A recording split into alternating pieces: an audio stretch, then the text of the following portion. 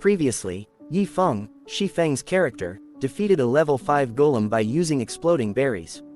This effort awarded him an equipment drop of a normal gorgeous shirt with a normal rank, armor type, level requirement of 4, and durability of 20. As for the stats, it has 3 points on defense and 10 points on mana point. This find made Yi Feng feel fortunate as he got an item drop on the first monster he hunted. While resting on top of the golem's ruined body, Yi Feng noticed a swarm of bats flying over. He followed where the swarm was heading and saw a cave nearby. He entered the narrow cave, but as he reached the end of the tunnel, he saw a giant golem sitting inside a wide room. On closer inspection, Yi Feng found out that it was a level 6 elite monster Thuros. Yi Feng did not even hesitate in the slightest and performed Thundering Flash towards the elite monster. 3 sword slashes hacked Thuros' body, and with that attack, Thuros was now aware of Yi Feng's presence. In addition, the attack of Yi Feng that obliterated the golem from before only took about 1% of Thuros' HP. That would only mean that this elite monster is an equivalent of about 100 of those normal golems outside the cave. Elite monsters were special monsters that has low spawn rates, so encountering one can be a blessing or a curse, depending on the user who encountered it. Thuros, who was attacked by Yi Feng, moved his ginormous body and jumped at Yi Feng. Thuros' fist hit the ground, smashing it open. Though it was strong, Thuros' speed was still slower than Yi Feng, so he can still dodge and counterattack. But the problem was the high defense this monster has. Yi Feng ducked and weaved through the monster's attacks, counter-attacking at crucial moments. Damages of 3 and 4 appeared above Thuros' head, but after sustaining damage, the boss completely healed himself back to full health. Yi Feng saw this and cursed at himself for forgetting that special elite monster regen 2% of its max HP every 5 seconds. This means that if Yi Feng can't burst the monster with more than 2% of damage before 5 seconds, then he'll not be able to kill this monster. Yi Feng doesn't have any other option than using his skill Thundering Flash every after cooldown to slowly chip away Thuros' HP. Before, when Yi Feng was using his basic attacks to damage Thuros, he only has about 3 to 4 damage every attack. Now it has gone up to 5 to 6 per attack with a critical of 8. Seeing these damages, Yi Feng saw hope and was frantically spamming his skill. But not for long, as Thuros sustained enough damage, it activated its area of effect or AoE skill. When boss monsters activate their AoE skills, it marks the second phase of the boss. Thuros jumped up and smashed down toward where Yi Feng was standing. It created shockwaves and trashed the place. This caused the boulders to fly into the air and was carried by shockwaves to harass Yi Feng from a distance. But as the skill was finished, Thuros stood still in the middle of the crater. Seeing the boss monster unmoving, Yi Feng thought that it was in a fatigued state. It is a state where the boss became much more vulnerable to any damage after using its ultimate move. The boss monster will sustain more damage than usual and will have its movement and regeneration capabilities highly limited. Yi Feng did not waste this precious moment and quickly dashed toward Thuros. Seeing Yi Feng darting towards him, Thuros reacted, but with a sluggish movement. This made dodging easy, and Yi Feng relentlessly attacked Thuros' body with Thundering Flash. But as the boss's HP reached a critical level, Thuros activated another ultimate move that gave it an unbelievable speed, which Thuros used to vanish in front of Yi Feng. This dumbfounded him, as a monster that big vanished, like smoke. As Yi Feng was dumbfounded, Thuros appeared behind him with its fist on midswing. The suddenness of the event made Yi Feng unable to dodge, but has enough time to block. A huge fist the size of his entire body assaulted him while he was blocking. Thuros released its haymaker and swung Yi Feng towards the cave walls, vomiting blood. With a stroke of luck, even after that powerful strike, Yi Feng lived with a silver of his HP. You could say that one bite from a mosquito and he'll drop dead. But Yi Feng did not dread nor back down. With his 1 HP, he charged again towards the boss with the help of the gravitation ring's skill Gravity Unleash, slashing it all over its body with his Thundering Flash. And for the final attack, Yi Feng winds up his sword to be used as a javelin to throw toward Thuros. He threw it with so much strength that it pierced through its body, creating a hole. And with that final throw, Thuros crumbled to the ground while leaving items and equipment drops on the ground. Among the dropped items was a skill called Parry. It was a skill that can block an incoming attack that can only be used in any close combat profession such as a swordsman like Yi Feng. This skill was a type of life-saving skill that was a must for any close combat professions, as blocking an incoming attack can be crucial in any kind of fight and clash, be it between players or monsters. With no further ado, Yi Feng decided to learn the skill and exited the cave with new pieces of equipment. When Yi Feng exited the cave, he already wore his new drip. By the looks of it, he already reached level 4 or above since he already wore the armor he got earlier from the golem, which has the level requirement of 4. Yi Feng's destination this time was the peak of the mountain, and just like before, he used his gravitation ring and wall jumped his way up to the peak. After reaching the peak, he was greeted by a ghost town and a dense fog. Yi Feng found it strange since, looking from below, the peak shouldn't be fogged, yet here we are. The strange phenomenon made Yi Feng cautious and alert. Suddenly, a red panel appeared in front of Yi Feng. It was a system notice that notified Yi Feng of the activation of the hidden quest Past Glories after discovering the lost land. It also states that Yi Feng was currently cut off from the outside world and can't communicate with anyone nor can't leave the area until the completion of the quest. Yi Feng was confused about the activation of the hidden quest. Before he regressed, he heard that a silver chest was found here at the mountain peak, thus he traversed the monster-infested mountain to see it for himself this time. But he never heard of the hidden quest. He knew of some special quest that after completing one, the area will be sealed for eternity. Nevertheless, Yi Feng was already there, hence he decided to explore the town.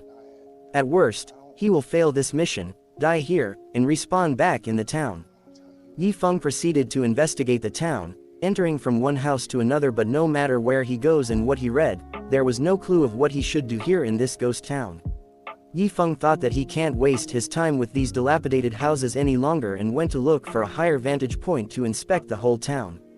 Yi Feng climbed a tall house and looked over the town for any clues or irregularities. As he was panning his vision around, he found a place where the fog was dispersing, and upon closer inspection, he saw a towering magician tower in the distance. Finding his first clue, Yi Feng headed to the magician's tower. He entered the tower and was greeted by an old man in a magician's robe and a crescent moon staff. He welcomed Yi Feng to Sky City. Hearing the word Sky City, Yi Feng was shocked as he did not expect to hear the name of the city that disappeared during the Third God War. Also, Sky City was the game's main quest setting, the God Territory Land City. Like a pre-recorded tape, the old man did not react to Yi Feng's reaction and continued to ask Yi Feng if he would accept his test to become stronger. Yi Feng did not think twice and accepted the old man's offer, and he asked the old man to give him the hardest hell difficulty. Yi Feng thought to himself that since he regressed 10 years into the future, how can he not pick the hardest one? Again, the higher the risk, the bigger the reward. Hearing Yi Feng's words, the old man was amused and laughed heartily as he said that he admired Yi Feng's guts. Following Yi Feng's approval, a system panel appeared containing the quest's conditions for completion. It was to face 1,000 monsters at the same level as him. He needs to kill 500 monsters within 4 hours to complete the quest. In case the mission fails, all of his attributes will be deducted by 10 points each, permanently. After showing Yi Feng the contents of the quest, the old man bid Yi Feng farewell and wished him luck as he disappeared right before Yi Feng. As the old man left the tower, monsters spawned outside the building. When these monsters cast their gazes toward the tower, they all dashed toward it. Inside the tower, Yi Feng can hear the loud footsteps of the approaching humanoid monsters. These monsters were called Nether Spirit Warriors. Yi Feng looked outside and he saw the crowd of 1,000 monsters charging towards the tower. He thought to himself that recklessly charging into that crowd will be a bad idea. But Yi Feng has an idea brighter than facing the crowd head-on. He quickly jumped down into the narrow stairway. With this technique, he will not face more than 2 at once. I will call this technique funneling. Yi Feng stood his ground and faced the incoming swarm of spirit warriors. As they get nearer, he used his thundering flash to cut them down. As the fight goes on, the counter records the kill he has done. As Yi Feng was about to hit 400, he thought that killing 500 monsters will be easy as long as he can manage to hold them off at the stairs, but when he hit the 400th kill, new monsters appeared. These new monsters were different as they were not holding swords but daggers, and they weren't wearing armor but leather cloth with hoods. These new monsters were called Spectre Assassins. These assassins were able to jump toward Yi Feng's position without using the stairway and were targeting Yi Feng's blind spot. These attacks have become an annoyance to Yi Feng as they attack while he was preoccupied by the spirit warriors attacking him head-on. Yi Feng could react to their movements but not all of them, as he was attacked at the back by one of the assassins, taking a chunk of his HP. Yi Feng was on the brink of exhaustion, but he was at least glad that these assassins were brittle as they were fast. Yi Feng was now only 80 kills away from the target, so he activated his gravity liberation and attacked the assassins at insane speed to quickly finish them off. Yi Feng continued to dash and slash with gravity liberation and thundering slash for half a minute, and as the skill effect wore off, skeletal remains of the monsters littered the place. This also marks the completion of Yi Feng's quest, as he reached the 500th kill right before the skill effect wore off. As Yi Feng was kneeling in exhaustion, the old man from before reappeared right next to him, commending his prowess. The old man then gave Yi Feng the reward for clearing the quest coupled with the system notification. The rewards were a precious gold chest and a title, 1,000 to 1.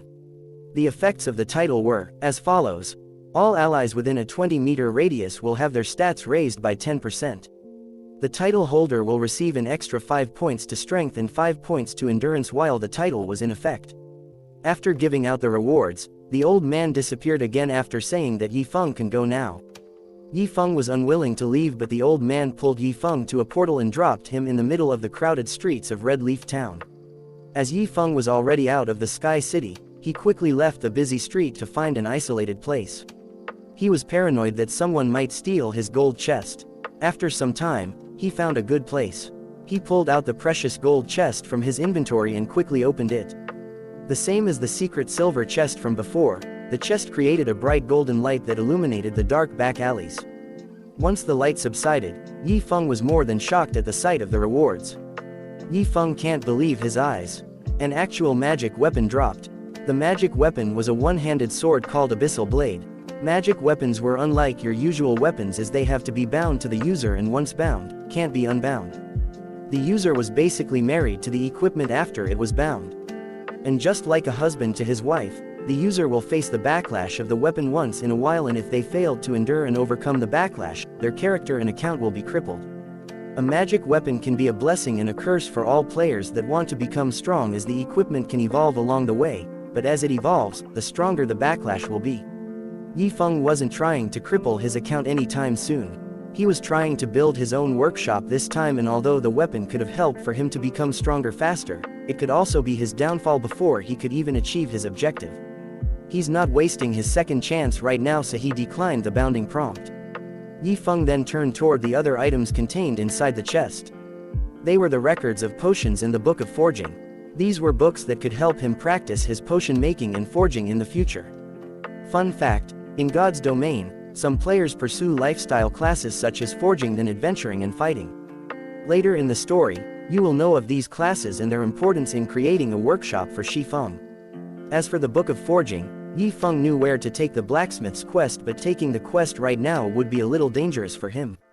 To prepare for the quest, he needs to upgrade his equipment and buy necessary items, so he decided to sell all those items he looted that don't have any use for him. Yi Feng opened a small stall beside the busy street and displayed his goods for sale. The players that saw his goods were shocked by the stats and their rarity. As for the rarity, just to make things more clear, has a hierarchy of white, bronze, mysterious iron, secret silver, precious gold, black gold, and so on. I will correct the hierarchy in the future if there's a discrepancy between the manhwa and the novel. Now back to the story. The players were envious of Yi Feng's luck, as most of them were still wearing their starting equipment, which was white in rarity. As the crowd gathered around Yi Feng discussing rumors and haggling with Yi Feng, a panel appeared notifying him that the user Black Cloud was inviting him for a video call. Yi Feng accepted the call and he was greeted by the panic-driven Blackie. According to Blackie, he was trying to contact Yi Feng before, but he can't get through to him, and he was panicking since he was now a level below other players. Yi Feng apologized to Blackie as he was inside that place where he was cut off from the outside world. As Yi Feng promised Blackie that he would help him level up later, a group of arrogant-looking players announced their arrival. The one leading them was a burly man with an axe and a shield. His name was Flaming Tiger, the leader of Shadow in Redleaf Town.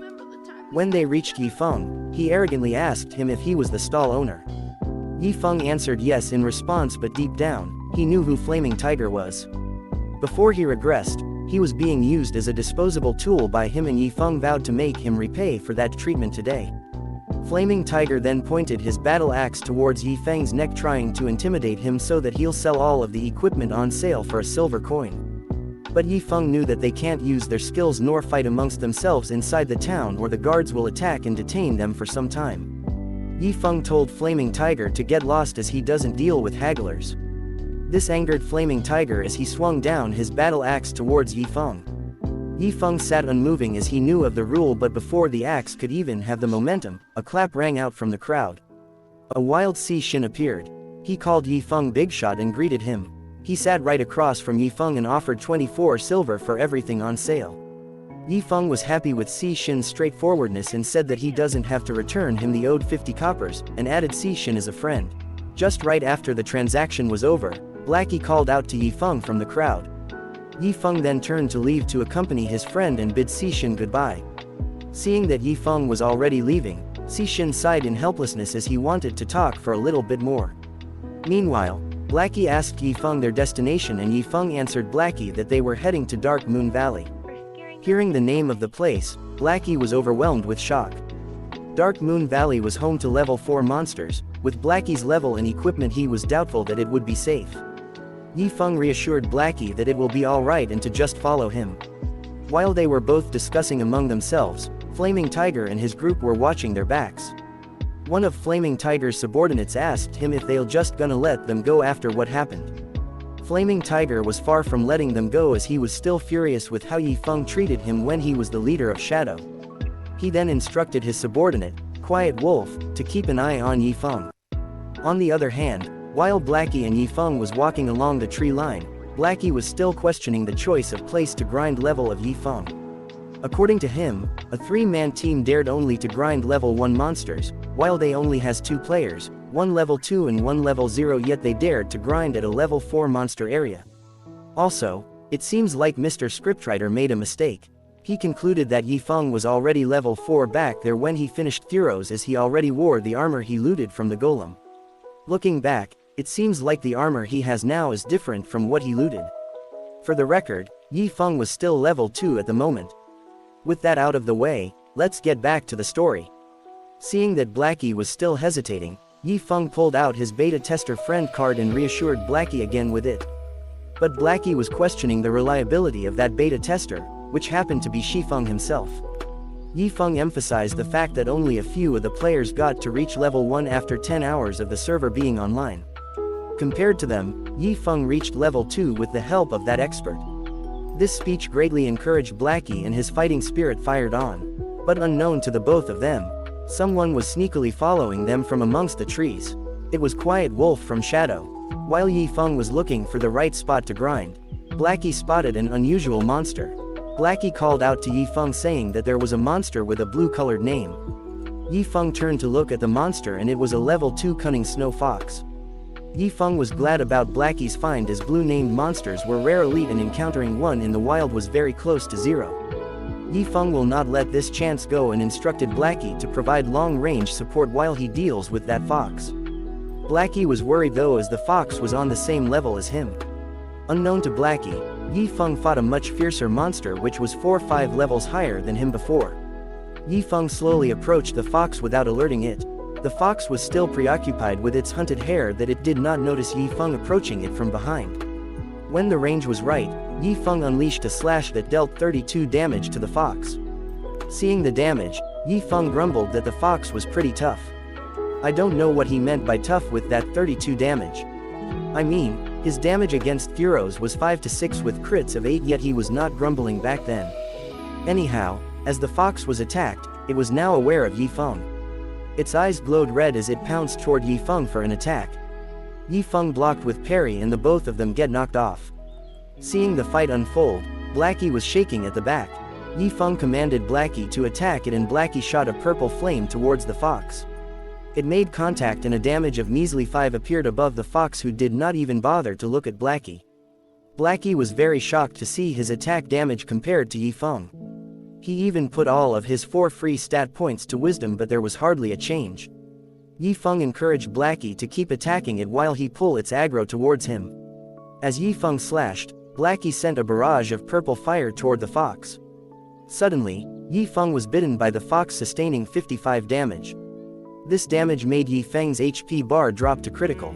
One more hit and he'll be gone. Seeing their misfortune, Quiet Wolf was celebrating as he doesn't have to act himself because the two of them will be killed by that fox. Yi Feng on the other hand realized the severity of his situation. He did not waste any more time and pulled out a bottle of liquor from his inventory and drank it while dodging the fox's attacks. Yi Feng drank everything and entered a drunk state. A system notification then appeared saying that the effect of the liquor was lowering the monster's level in his sight by 2 levels. That would mean that the monster level will be 0 in his sight, while on Blackie's sight, it was still level 2. Yi Feng then used his gravity liberation skill and dashed toward the fox in a split second. Chaining his skills, Yi Feng then used Thundering Flash, dealing an insane amount of damage to the fox. Seeing that Yi Feng became much faster and dealt more damage than before, Blackie was amazed. But as Yi Feng was dealing with the fox that was on the brink of dying, he suddenly sensed someone was charging toward him. He tilted his head backward and he narrowly dodged a dagger going after his neck. Just like other players, Quiet Wolf can't take the temptation of kill stealing. He planned on stealing the wolf while also killing Yi Feng at the same time, which is why he waited till the fox and Yi Feng was at their lowest. But Quiet Wolf's interference gave the fox the chance to activate its second phase. The fox's body grew bigger and bigger, and as he became 10 times bigger than before, a system notified Yi Feng that the fox's attack power, speed, and health were all increased by 20%. The fox attacked Yi Feng as he was the nearest. While he was busy dodging, Quiet Wolf moved to attack Yi Feng again. A three-way fight where 2 players targeted one opponent. Seeing the shamelessness of Quiet Wolf, Blackie went red in anger as he warned Yi Feng of what was about to come. Yi Feng saw that Quiet Wolf and the fox was approaching to attack him. He made a last-ditch effort of kicking the fox toward Quiet Wolf to divert the attack. The diversion was successful and the wolf attacked the assassin. Quiet Wolf was frozen in shock as the fearsome face of the fox grew closer. And without doing anything much, he was insta-killed by the fox. Quiet Wolf and Blackie were shocked at how Yi Feng skillfully diverted the attack that was supposed to target him. But Yi Feng doesn't have leeway to accommodate Blackie's shock and instructed him to keep attacking while he commences his furious attack on the fox. The both of them kept attacking, and after some time, they successfully killed the fox and were rewarded with a measly 10 EXP points. All of that effort for just 10 EXP, you say? Not at all, as Blackie's luck did not end with just discovering a rare elite monster. A bronze-ranked normal Blackwood staff dropped after the fox got defeated. It has a level requirement of 1, a strength requirement of 5, and a durability of 20. For the stats, it gives additional 8 stat points for magic attack, 3 stat points for wisdom, +1 on mind, and an additional 30 on mana points. The staff was definitely not something Yi Feng would use, so he gave it to Blackie. Blackie was kind of hesitant as Yi Feng dealt the most damage. Yi Feng convinced Blackie that he was the only one among the two of them that can unleash the staff's full potential. In the end, Blackie accepted the staff and they went to look for a better grinding area. The equipment was good, but they need some experience. Meanwhile, Quiet Wolf already respawned back in Redleaf Town. Flaming Tiger was busy reprimanding him for not being able to kill a level 2 swordsman. Quiet Wolf was aware that if he tell the whole truth, he will be kicked out of Shadow, hence he twisted the story saying that he was the one who found the rare elite monster, and as he was about to finish it, Yi Feng and his helper ganged up on him and took the loot from the monster. Hearing the word rare elite monster, Flaming Tiger's greed peaked as he commanded his subordinates to come with him and take back his equipment. Back to Yi Feng and Blackie. They were both inside a smithy watching someone hammering a hot iron on an anvil. They've been watching the NPC hammer that iron for some time now, and after about an hour, the NPC turned to them, asking if they were interested in forging as they were watching him hammer a hot iron for about an hour now. Yi Feng was glad that it finally triggered the NPC and quickly replied that he was interested in forging since he was a kid. After saying those words, a system panel appeared informing Yi Feng that he has accepted a hidden mission called Forge Path. The condition was that he has to collect 100 meteorite ore from the Crimson Star mine and bring it back to Master Blacksmith Jack. After accepting the quest, both of them head straight to the quest area to farm meteorite ore. Upon arriving there, they were greeted by humanoid monsters with the head of a dog. These monsters were called kobold and they're all level 4. Not wasting a moment, Yi Feng threw a smoke grenade toward the kobolds. The smoke grenade has the effect of reducing the field of vision, or FOV, within 10 by 10 yards, which will last for an hour. After the smoke grenade detonated, Yi Feng instructed Blackie to attack the kobolds himself. Blackie, who was trembling from all of the level 4 monsters, was about to lose his mind but decided to abide by Yi Feng's command and threw a purple magic bullet toward one of the kobolds. The kobold who was hit sustained 21 damage and it suddenly stared at Blackie, who was shocked by it. Yi Feng told him to relax as the kobold's vision right now was reduced by 10 yards. Kobolds only have 25 yards of FOV inside the smoke, so those who were 30 yards away from the kobolds can attack them without alerting the kobolds. Yi Feng instructed Blackie to attack again. Blackie quickly get the hang of it and spammed his magic bullet to every kobold, wiping an entire wave while free hitting from afar. As the monsters were wiped out, Blackie saw a few meteorite ores dropped as well as a level 3 cloth armor. Hearing Blackie's excited report, Yi Feng can't help but marvel at Blackie's stroke of luck. Normally, the drop rate for the meteorite ore was 100 kobolds is to 1 ore. But Blackie only killed a few kobolds and yet he got a few ores already, not to mention the equipment that also dropped. Yi Feng sighed and quickly dashed towards the kobolds to lure another wave to grind. They kept on repeating the same strategy as they did before until Blackie reached level 2 and Yi Feng reached level 3 with their new pieces of equipment that made them look fresh. As they wiped another wave of kobolds, Blackie was handing out yet another bronze rank piece of equipment that Yi Feng needed. But suddenly someone approached Blackie from behind. 3 slashes with damages 52, 68, and 73 appeared above Blackie's body. Blackie was ambushed by 3 assassins attacking at the same time. These attacks ate 85% of Blackie's HP. Blackie recognized Quiet Wolf and was aware of their situation. It seems like the people from Shadow hunted them down to take revenge. Seeing that his HP dropped so much after a single ambush, Blackie was determined to drag at least one of them with him to the respawn area. He unleashed another magic bullet towards Quiet Wolf, which the assassin did not even bother to dodge as he considered Blackie as someone useless. But the damage could only prove him wrong. The magic bullet hit him and he sustained 185 damage. This ate almost 90% of his HP. Even Blackie was surprised by the damage of a level 3 dark arrow. Earlier that day, he could only deal damages of 5 to 21. Now, his damage was on 3 digits. This damage intimidated the other assassins, but Quiet Wall convinced them that they can kill Blackie as he has less than half of his HP remaining. He also enticed the other assassins that his equipment must be good for him to deal so much damage, so killing him might give them good pieces of equipment. The other 2 assassins agreed and attacked Blackie once again, but before they could even reach him, 3 sword slashes assaulted them, dealing an insane amount of damage that killed them instantly. Seeing these powerful attacks, Blackie was more than amazed at Yi Feng's prowess. Seeing that Quiet Wolf was defeated, Flaming Tiger dashed toward Yi Feng and Blackie's location alongside his other subordinates. As they were outnumbered, Yi Feng decided to retreat and threw a smoke bomb to cover their movements. Seeing that Yi Feng has escaped, Flaming Tiger did not bother looking for them and decided to grind for level here. Apparently, he was watching Blackie lure the kobolds inside the smoke, and upon entering, the kobolds became sitting ducks for target practice, so he wants to replicate the same tactic and grind for level here. Flaming Tiger commanded his subordinates based on what he saw from Yi Feng and Blackie before. They were wiping waves of kobolds by luring them into the smoke. The gains of this technique overwhelmed Flaming Tiger, as he already imagined himself getting richer and becoming the official leader of Shadow. Flaming Tiger was still daydreaming when Quiet Wolf reported to him the rare swordsman skill book that dropped. Flaming Tiger was happy about it and instructed them to continue hunting.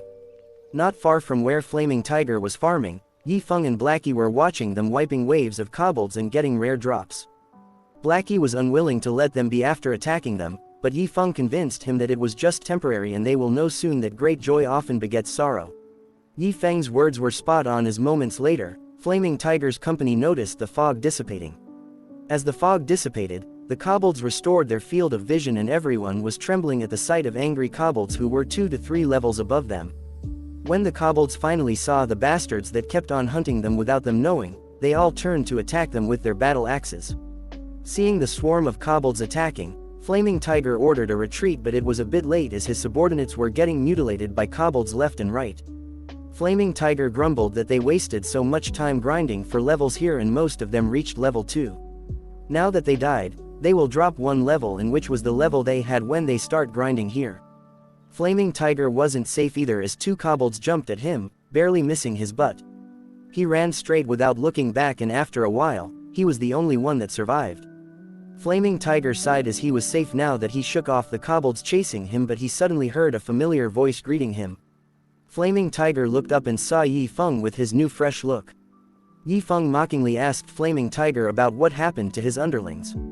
Hearing those words from Yi Feng, Flaming Tiger knew that what happened to them had something to do with Yi Feng as he used his warrior skills and attacked Yi Feng. Flaming Tiger hit the ground with his battle axe, but no signs of Yi Feng. Suddenly, an attack hit Flaming Tiger from behind and there stood Yi Feng, mocking Flaming Tiger again for aiming at the air. Triggered, Flaming Tiger swore in his name that he will kill Yi Feng over and over again until he dropped down to level 0. Flaming Tiger proceeded to attack Yi Feng with a barrage of cuts and stabs, but to no avail. He was getting mad and tired as he demanded Yi Feng to stop evading like a coward. Yi Feng agreed and taunted Flaming Tiger to attack him while he will not move from where he stood. Flaming Tiger, being the airhead that he is, bit the provocation, and went straight towards Yi Feng. Before he could even reach Yi Feng though, 3 sword slashes assaulted him from the front. This attack greatly shocked Flaming Tiger. Well, who said Yi Feng couldn't attack? He just announced that he will not move from where he stood. He did not say he can't attack. After getting hit by that attack, Flaming Tiger's health bar plummeted to 0 as he died, but before he respawned, he heard Yi Feng thanking him for farming for them. At the last moment, Flaming Tiger cursed Yi Feng as the system panel told him that he was killed by the player Yi Feng. His level also dropped by 1 and his proficiency points dropped by 100. As Flaming Tiger respawned, he commanded his underlings to check their inventories to tally up their losses. He also checked the insides of his inventory, but his expression dropped the moment he inspected his inventory. His rare swordsman skill book has dropped upon his death and now, it must be in Yi Feng's hands. He angrily shouted to his underlings to ready up and they will return to Dark Moon Valley to kill Yi Feng and get his skill book. But as he was busily raging, a notification alerted him that someone was inviting him to video call. Seeing the panel, Flaming Tiger became even more mad, wondering who could it be that was pestering him when he was busy. His expression made a quick 180 though when he saw the face on the other side. Flaming Tiger addressed him as Brother Zhang. Zhang was wondering what happened to Flaming Tiger's temper as he was getting worse each day. Flaming Tiger lied his way out saying he was just reprimanding his subordinates. But Zhang did not buy his bull, as he already knew of the few, if not all, mishaps that Flaming Tiger incurred which put Shadow's name at risk. Zhang quickly demoted Flaming Tiger and warned him that if he was not yet level 2 by the time he reached Redleaf Town, then he will have to leave Shadow as they don't need useless trash. After saying those words, Zhang immediately ended the video call. This left Flaming Tiger dumbfounded, and there's only one name that he can blame all these misfortunes of his too. While Flaming Tiger was being pressured by the higher-ups of Shadow, Yi Feng and Blackie were busily picking up leftovers from Flaming Tiger's underlings and himself. Blackie was very much pleased with the drops they left when they died. As for Yi Feng, he has the rare swordsman skill book that Flaming Tiger dropped when he died. It was called Chasing Wind Sword. Normal rank and required a close combat profession to be used. The effect of the skill was that it launches a series of violent surprise attacks on enemies within a certain distance and gradually increases the user's speed. As for the stats, it gives an additional 15% of movement speed and an additional 10% of attack speed that last for 3 seconds with a cooldown of 5 seconds. Yi Feng was pleased by the effect. It counters the long-range units that close combat units have a hard time dealing with. Blackie was also excited with the effect and wondered when he could the same epic skill like that. Yi Feng jokingly responded to Blackie to wait for Flaming Tiger to come again. But yet again, Blackie's stroke of luck did end yet. He asked Yi Feng about a dark green rock that wasn't meteorite ore.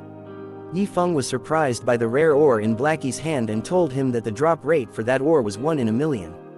With that kind of ratio, Blackie was expecting it to be something valuable, but Yi Feng told Blackie that it doesn't hold value right now as the game wasn't that valuable either. As time goes on, Blackie will know the importance of that rare ore. After collecting the meteorite ore, the two of them went back to where Jack is and submitted everything. Jack happily accepted the ores and told them that the first step was done, now they have to prove their strength. When the system popped up, Yi Feng was confused. Before he regressed, there was no information on the second phase of this hidden quest yet. Right now, the system was asking them to kill Red Star Mine's Kobold Elite Leader. They even have a deadline of an hour. Yi Feng knew of the Elite Leader. It was a level 5 boss monster, but its strength was as strong as a dungeon boss. Even a level 5 player has to form a party to kill it. While Yi Feng was lost in his thoughts, Blackie called out to him, asking what was wrong. Yi Feng shrugged and said that he picked the quest with a higher difficulty, but to his surprise, Blackie responded positively. He was unlike before, who was questioning everything and was shaking in fear. Nevertheless, both of them went back to the mines. They faced the kobolds before, but this time, they weren't using the trick of hindering their vision, as they have good sets of equipment already. Each of them cast their own skills and started the massacre. Moments later, each and every normal kobold was lying lifeless. But as they were talking to each other, the cave suddenly shook. This alerted them of something big that was approaching. Not long, a towering snow-white kobold appeared in front of them. It was the kobold leader with the rank of leader, a level 5 boss monster that has several skills up its sleeves. What's worst was that it recovers 2% of HP every second, and the boss has 2100 HP. And the cherry on top of this quest was that it has a time limit of 1 hour. Thanks for tuning in to watch this video. I hope you found it enjoyable. If you did, please consider subscribing to my channel for more content like this in the future. So, if you haven't already, hit that subscribe button and join the community. I appreciate each and every one of you and look forward to bringing you more great content in the future. Thanks again for watching, and I'll see you in the next video.